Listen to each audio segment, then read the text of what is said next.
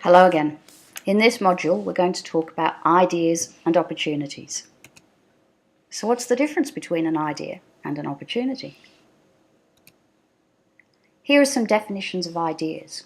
And as you can see, there are some common themes. First of all, they're in your mind. You know about them, but nobody else does, unless you tell them about them or describe them. They may occur randomly, or they may be deliberately sought out, generated with intent.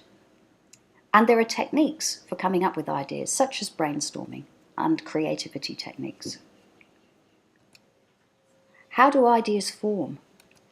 Well, in our experience, it's rarely this random occurrence that comes apparently out of nowhere. Now, that image is of Archimedes, who was an early scientist, or philosopher as he would have called himself, jumping out of a tub of water. Now, he's come up with a brilliant insight, but the truth is, it was a solution to a problem that he'd been puzzling over for quite some time. So, usually ideas form as a result of a process of what you might call incubation. So, even though you may not be conscious of thinking about it for a period of time, usually you are, just by observing things and collecting information and noticing problems. Gradually they build up into a picture of, hang on a minute, I've got an idea what we might do about that. And then that's the first stage to thinking about making it into an opportunity. So what's an opportunity? This is a definition from Business Dictionary, but the words in red have been highlighted for a reason. It's an exploitable set of circumstances, and by that we mean that you can actually do something to pursue it. There's uncertain outcome and there's exposure to risk. You aren't guaranteed to succeed. And most importantly of all, it involves commitment of resources. Now that might be money, but it might also be time.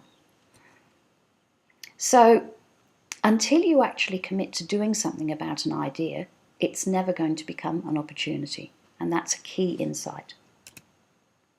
So where do opportunities come from? How do they arise if they weren't there before? Well, as we've explained in the subject already, opportunities come from solving problems. People don't buy products and services, they buy solutions to problems or solutions to needs. If you think about it, everything that you purchase, everything that you use is in some way a solution to a problem. You buy food because you need to eat.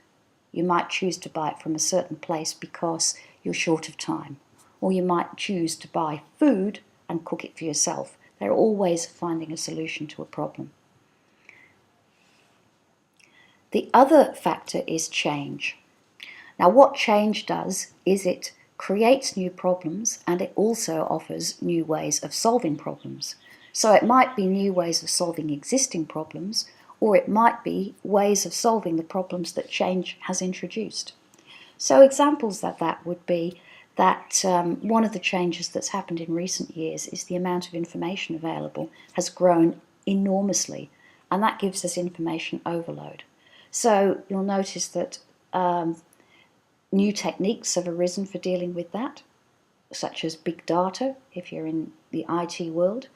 And some companies have done very well out of organizing massive amounts of information, such as Google. There's also a concept that you may have heard of called the window of opportunity. And the window of opportunity is really about timing. When is the best time to take an idea to market? Now, this kind of depends a little bit on the idea, but if you're going to actually commercialize this idea and make the most amount of money, or if it's not a money-based idea, perhaps the most amount of impact, then the ideal time is when the market is growing. If you're in too early, then people don't understand what your idea is about. Maybe they don't realize that there's a problem with what's already available. If you're in too late, then the opportunities have been seized by other people. Of course, picking the timing is tricky.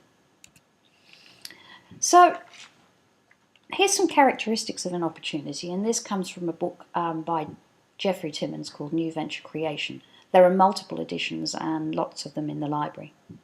And I reckon it's a pretty good guide to what an opportunity is. First of all, it solves a significant problem or need. And significant is in the eye of the customer. What might be insignificant to you might be really significant to somebody else, and that means there's an opportunity there. It creates significant value for the customer, and that's what makes them prepared to pay for it. Again, that's in their eyes, not yours. You might think that you've developed something that is massively valuable, but if the customer doesn't see it that way, they're not going to pay for it. It can be commercialized because the market has the right characteristics. Now, what that tends to be about is size and growth and readiness to buy. So you might think that there are a lot of people who will benefit from the idea that you've come up with. But if they don't think it's something that they really need, then you're not going to get a lot of traction in the market. And the final thing that you may not have thought of is it's a good fit for the business owner. Now, there are various aspects of that. There's aspects of your personal skill and your knowledge. If you're going into an industry or a market that you don't know very much about, then maybe it's not a good fit for you. But there's also personal fit. How does it fit in with your personal goals?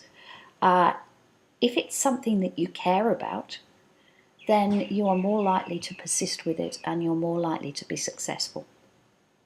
On the other hand, the downside of caring a lot is that sometimes it can blind you to the realities when other people don't care about it as much as you do.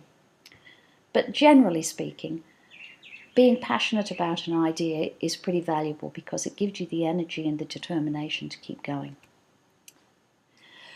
Here are some common assumptions that entrepreneurs make and that let them down. First of all, people want what you are selling. You think it's great. You're very proud of what you created. That doesn't mean that other people will want to buy it. Secondly, that they'll pay for it. A lot of people may think that what you've done is great, but they either don't want to pay for it at all because there's a free alternative, or they won't pay enough for you to make a profit. Then, that there's enough of these people to make it worthwhile. Entrepreneurs often mistake a niche market for the broad market.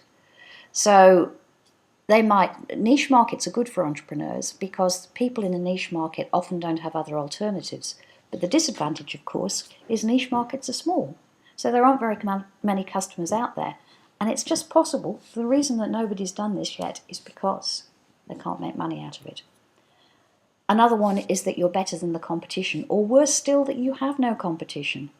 You've always got competition because basically what you are offering is a solution to a problem, and people will always have other ways of providing a solution to a problem.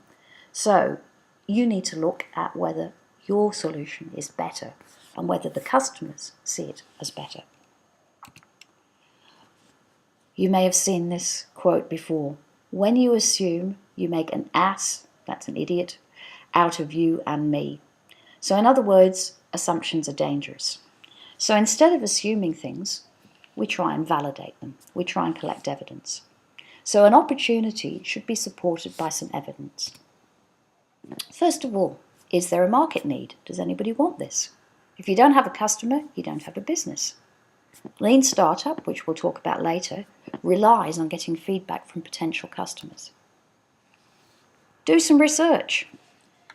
Secondary research is published research that someone else has done. It's useful, it's often general, and remember that entrepreneurs often target slightly new markets, which may not be that well researched. However, you guys, as students, have got access to secondary research that a lot of people don't have access to through the university library, so make use of it. Primary research is research you do yourself, or you could commission someone else to do it for you, such as a market research company. Entrepreneurs don't usually have the resources for that. It's very specific to your own needs. It can be expensive, so lean startup methods, which again we'll talk about later, can help you to do it as cheaply and effectively as possible. Secondary sources, yes, use that library. There are all sorts of things there. In the commercial world, IBIS World reports are expensive. You can get them for free. Use them. Industry associations can be good. competitor websites, look at the competition and what they're offering. And we've got a wealth of information out there on social media. What customers of existing providers are saying about the products and services is a really good guide to what the unmet needs are. So stalk them on social media. Primary research involves talking to potential customers. It involves observing potential customer behaviour. Maybe if you're looking at a shopping idea, watch what people do when they visit the sort of store that you're thinking of setting up. Watch what people do in a restaurant. You might create a prototype and show it to a few people and see how they respond to it. You can also find out a lot of information by talking to insiders within an industry. They'll tell you how the industry is set up, who makes the decisions, who's got the bargaining power. Policymakers can be useful as well. They will be able to tell you about regulations and maybe government programs that can help.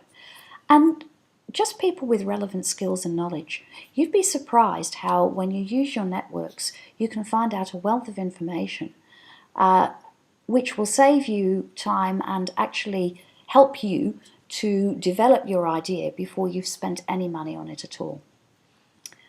So, think about all of this as you examine your own business opportunity that you're going to present in your individual assignment.